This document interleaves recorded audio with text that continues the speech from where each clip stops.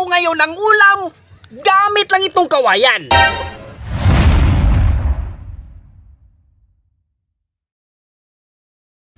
Busog na!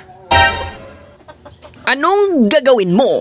Kunwari, ikaw ay natrap sa isang lugar ng kawalan, at tanging isang noodles, pusporo at tubig lang ang meron ka para makasurvive.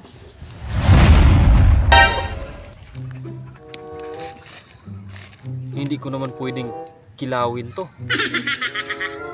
Kailangan itong maluto. Wala akong kaldero. Kaya magluto ako ngayon ng noodles gamit lang itong kawayan. Kailangan ko ngayong kumuha ng mga panggatong para sululutuin nating special noodles with kawayan.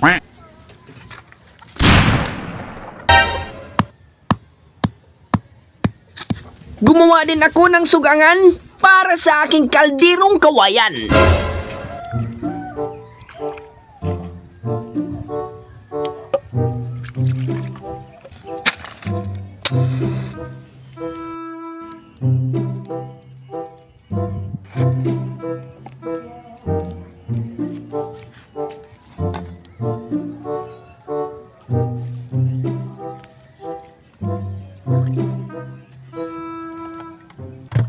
Ngayon ay nag-aapoy na siya.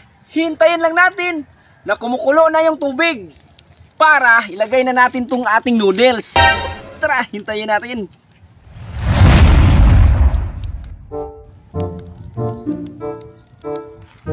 Tingnan nyo guys. Pati yung kawayan umaapoy na.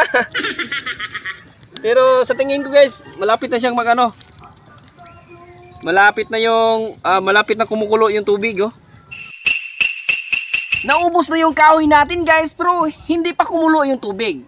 Pero malapit na. Kaya ang gagawin natin is tatakpan natin siya para mas madali siyang kumulo yung tubig. Tara. Sa ilang buwan ng paghihintay, sa wakas, kumulo na yung tubig. Tamang-tama, kumukulo na rin kasi ang aking tiyan. Kaya ilagay na natin ating special noodles at sarsanya para makakain na tayo guys.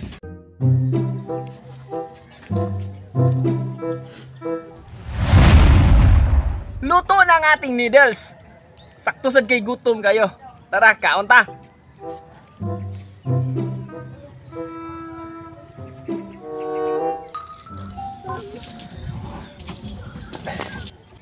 Busog na!